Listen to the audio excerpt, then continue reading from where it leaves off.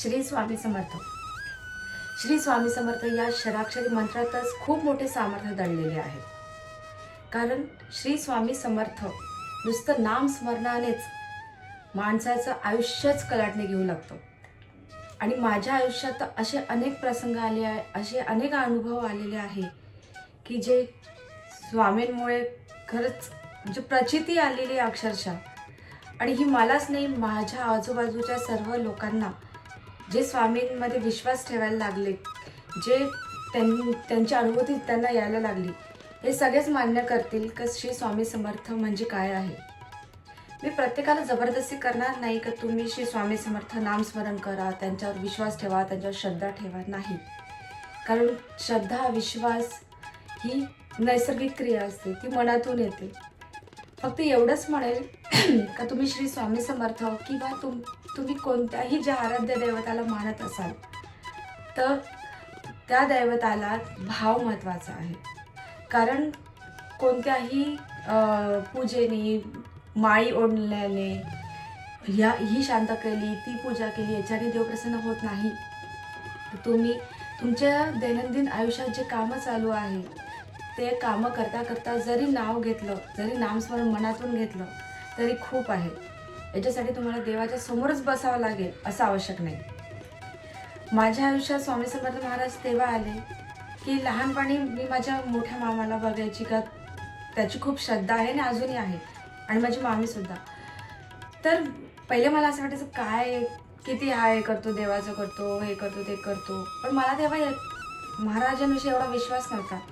म्हणतात ना, प्रत्येक गोष्टीला विश्वास बसवण्यासाठी आपल्यावरती प्रसंग जावं लागतं. आणि मी खरंच म्हणजे मी खूप भाग्यशाली आहे की महाराजांनी माझा हात तेव्हापासून पकडून ठेवलेला आहे तो आजपर्यंत. आणि त्याची अनुभव, त्याची प्रचिती मी तुम्हाला पुढच्या व्हिडिओमध्ये नक्कीच सांगणारच आहे. फक्त एवढंच आहे का तुम्ही नामस्मरण करा. कारण सध्याच्या कलियुगात जर आपल्या मनापासून आपल्या जर कोणी सोबत असेल ते दैवत म्हणजे महाराज. खरंच आपले महाराज जे आहे आणि जे स्वामी समर्थांना मानतात, श्रद्धा ठेवतात, त्यांना खरंच ही पटेल. मला प्लीज कमेंट करून सांगा का खरंच तुम्हाला पण हे अनेक अनुभव आलेले. नुसतं नामस्मरणानेच काय काय अनुभव येतात. खरंच हे ना खरंच रियालिटी आहे. मी तुम्हाला विश्वास ठेवा असं नाही म्हणत आहे, पण मी माझे अनुभव तुमच्याशी शेअर करणार आहे उत्तर पुढच्या व्हिडिओमध्ये. तर प्लीज एक नुसता व्हिडिओ बघायचा म्हणून तुम्ही बघू शकता का जबरदस्ती नाही आहे का आम्ही तर काही मानत नाही, आम्ही तर या देवाला मानतो, आम्ही तुळजापूरच्या देवाला मानतो, आम्ही गणपतीला मानतो, आम्ही महादेवाला मानतो. ठीक आहे, माझं काहीच म्हणणं नाही आहे.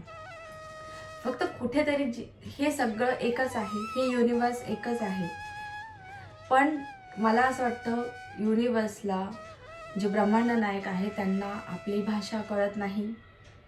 आपलं काय आपण म्हणजे त्यांच्यासाठी दुपारे पोथी पाठ करतो, इतक्या माळी ओढतो, हे यज्ञ करतो, ते मंत्र जाप करतो, याला ते खुश होत नाही. फक्त जी मनातली जी फ्रिक्वेन्सी आहे ती फ्रिक्वेन्सी त्यांच्यापर्यंत पोहोचते. मनातले भाव तुम्ही काय भाव आहे ते कोणत्याही देवाला तुम्ही मानत असाल तिथपर्यंत पोहोचतं. हे मला खरंच असं वाटतं. तुम्ही ज्या मनाने कराल, ज्या निस्वार्थीपणे तुम्ही नामस्मरण करा. या कलियुगात फक्त नामस्मरणाने देव प्रसन्न नाही म्हणा, देव आपल्या कनेक्शनमध्ये येतो. मी एक खरं सांगू का अनुभव. पहिले जेव्हा जे सतयुग होतं, व्यापारी युग होऊन गेलं, तेव्हा खूप मोठ्या तपश्चर्या साधू संत करायचे, किती वर्ष करायचे. परंतु कलियुग सगळ्यात बेस्ट आहे. कारण की कलियुग हे असं आहे की नुसतं नामस्मरणाने सुद्धा देव आपल्या कनेक्शनमध्ये येतो, आपल्यासोबत असतो. फक्त माझं एवढंच म्हणणं आहे की श्री स्वामी समर्थ महाराज यांच्याशी एक नातं जोडा. म्हणजे त्या नात्यानेच त्यांच्याशी बोला. ते खरंच रिप्लाय देतात, संकेत देतात. ते श्री स्वामी समर्थ नामस्मरण करा आणि तुम्हीही याचा अनुभव घ्या. पुढच्या व्हिडिओमध्ये आपण अजून एक अनुभव शेअर करेल मी तुमच्याशी. तर please stay tune with groovy style. Shri Swami Samarth.